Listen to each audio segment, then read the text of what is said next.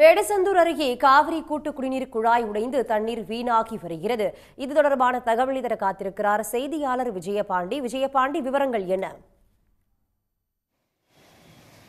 வேடசந்தூர் வழியாக காவேரி கூட்டு குடிநீர் குழாய் மூலம் தண்ணீர் ஒட்டஞ்சத்திரம் வரை கொண்டு செல்லப்படுகிறது.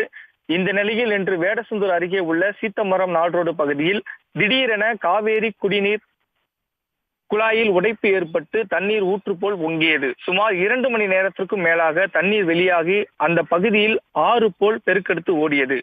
வறட்சி பகுதியான வேடசந்தூரில் குடிப்பதற்கு கூட தண்ணீர் இல்லாத சூழ்நிலையில் லட்சக்கணக்கான லிட்டர் காவேரி குடிநீர் வீணான சம்பவம் அந்த பகுதி பொதுமக்களிடையே அதிருப்தியை ஏற்படுத்தியுள்ளது. விஜயபாண்டியன், தற்போதைய விவரங்களுக்கு நன்றி. உடனுக்குடன் செய்திகளை தெரிந்து கொள்ள சன் நியூஸ் பெல் ஐகானை கிளிக் பண்ணுங்க.